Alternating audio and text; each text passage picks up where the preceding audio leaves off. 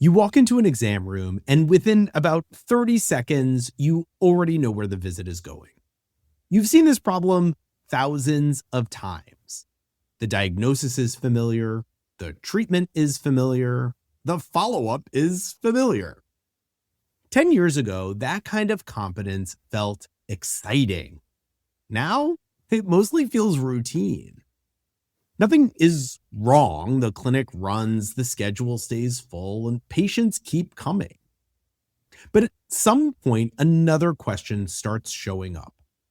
If this is what being good at medicine feels like, what happens next? Because medicine gives us a very clear story about the first half of our careers. You train, you accumulate skill, you work long hours learning how to solve difficult problems, and eventually, you become very good at something that most people can't do. The early years are about improvement. You're getting faster, more confident, more capable. There's always another level to reach. But somewhere along the way, that changes. Competence stops being the challenge. You already know how to do the work, and the questions start shifting. Not the clinical questions, the personal ones. How long do I want to keep working like this? What does the next phase of a career actually look like? Medicine doesn't spend much time talking about that part, but it's a transition many physicians eventually run into. And it's something I started thinking about years ago when I came across a book by Arthur Brooks called From Strength to Strength. Somewhere between the RVUs, the late night charting, and trying to be everywhere for everyone, you started to lose track of why you're doing all this in the first place. I've been there. I'm Dr. Michael Hersh, and this is the Better Physician Life podcast. If part of you is whispering, I want more, but I don't know where to begin, you're in the right place. Let's figure it out together. Well, hey everyone, and welcome to another episode of the Better Physician Life podcast. Thank you so much for being here today. So I want to try something a little different for the next few episodes. From time to time, physicians I work with ask if there are books that helped me think about physician life differently. Not medical textbooks, more books about work, careers, and some of the questions that eventually show up once we've been in medicine for a while, but that we don't really talk about with each other. Questions about work, direction, money, and what the next phase of a career is supposed to look like. Questions that medicine never really trained us to think about. So over the next few episodes, I thought it might be interesting to talk through a few of those books here on the podcast.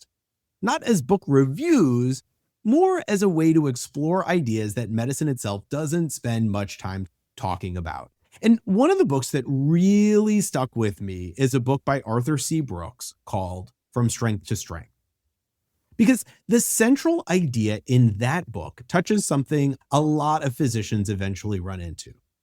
The idea that the abilities that help you succeed early in life are not necessarily the same abilities that define the second half of life. And if you don't recognize that shift when it starts happening, it can feel like something is going wrong. And if you think about the way most physicians build a career, this makes a lot of sense. The early years of medicine reward a very specific kind of ability: speed, pattern recognition, technical skill. The ability to walk into a room, hear a few pieces of the story, and already have a short list of diagnoses in your head. Seeing a lab value or imaging result and immediately recognizing the pattern. Performing procedures that require coordination, timing, and precision.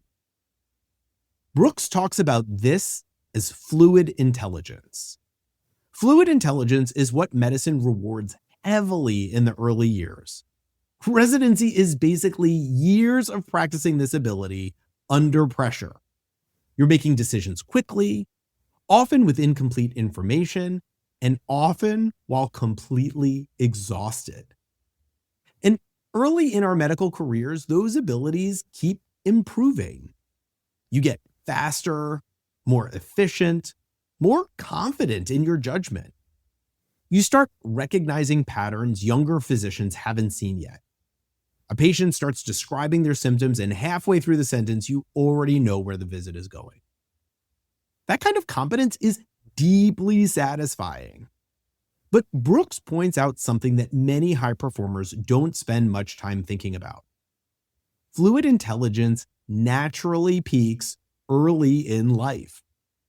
And if a lot of how you see yourself is tied to being the person who is fast, sharp, technically excellent, even the idea of that curve changing can feel very uncomfortable.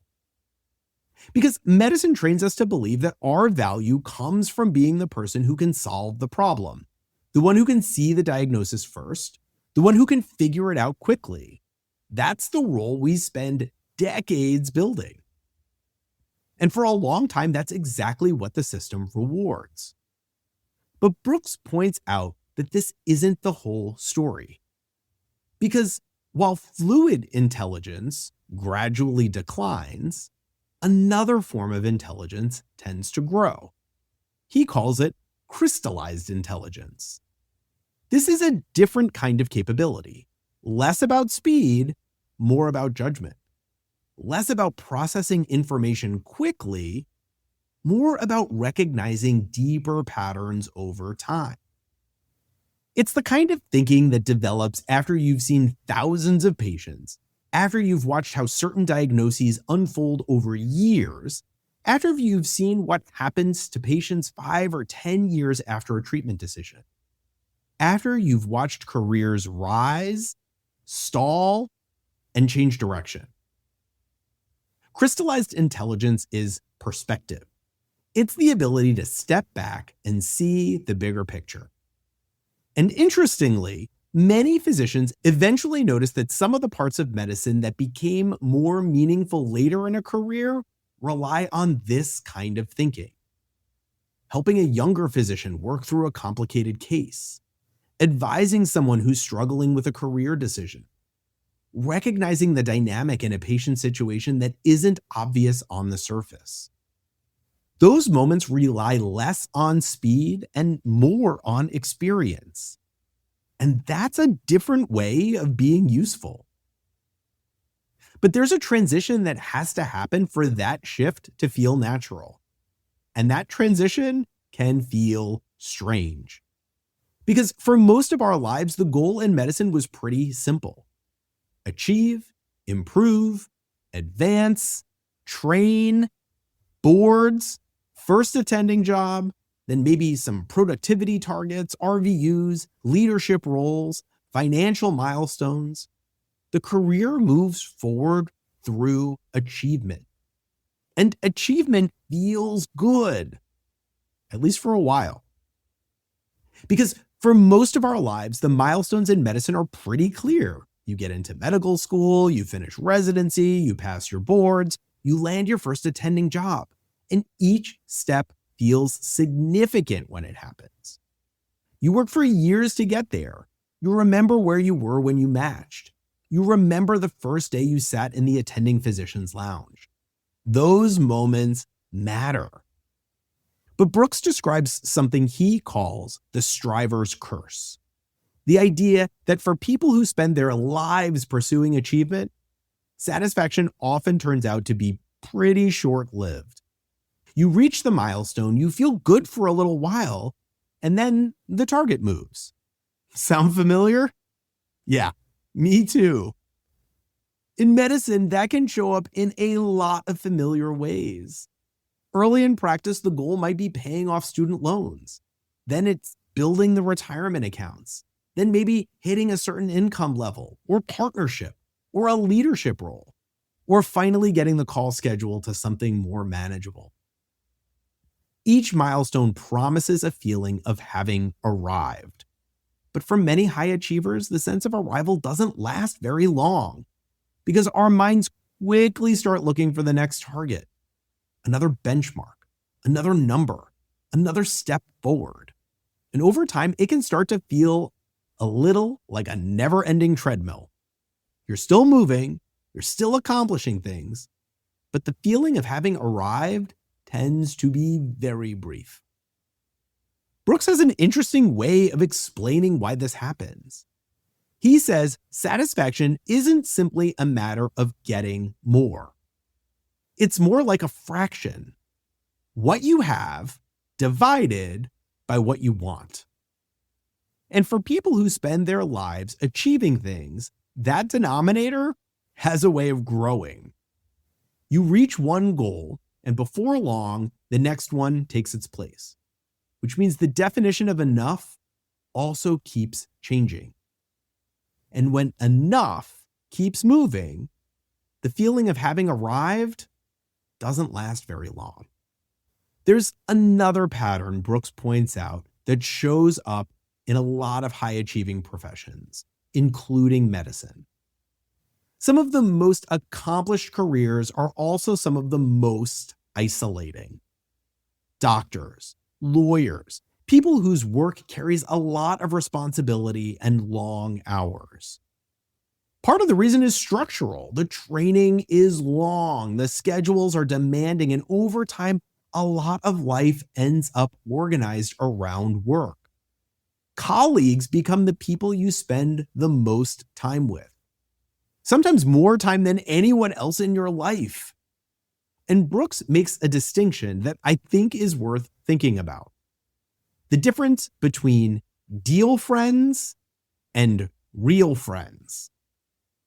Deal friends are people connected to your work. People you know because you share patients, or a clinic schedule, or a call rotation. Real friends are different. They know your life, not just your job. And as careers get busier, many high achievers slowly accumulate more deal friends and a lot fewer real friends. Now, to be clear, this isn't really about being alone. A lot of physicians actually enjoy alone time.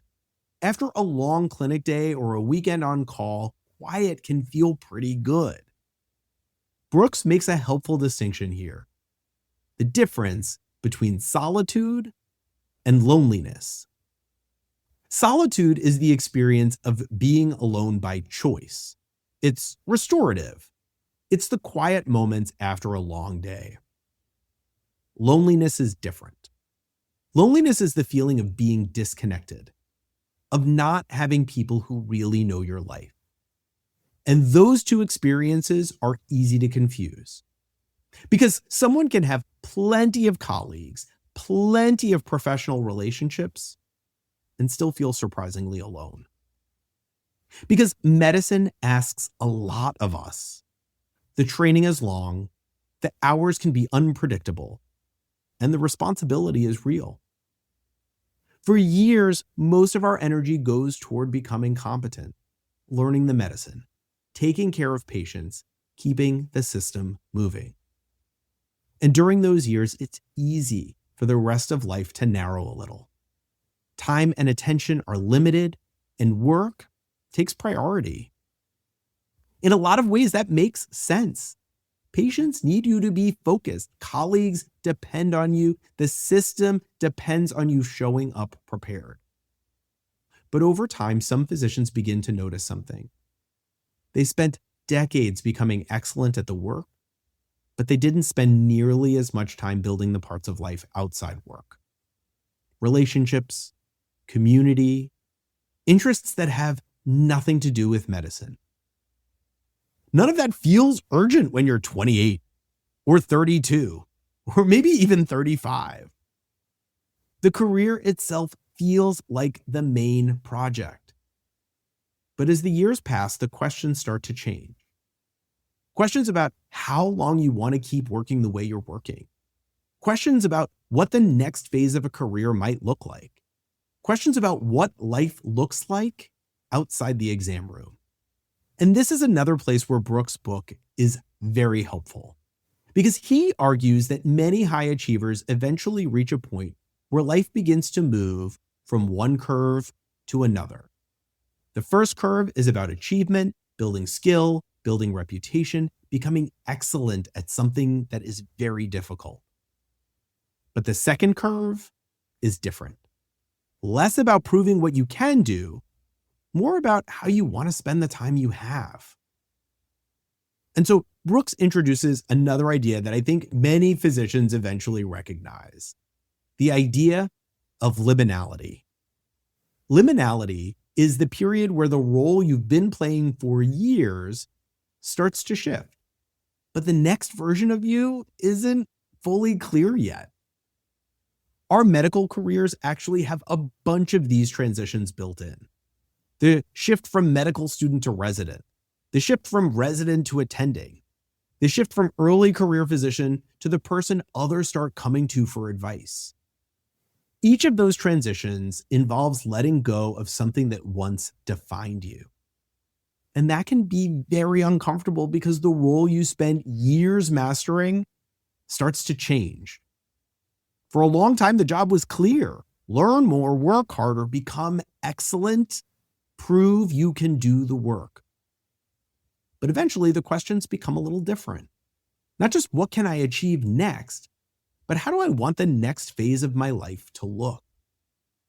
And that's not a question medicine spends much time preparing us for, because the training system is built around the first curve: competence, performance, responsibility.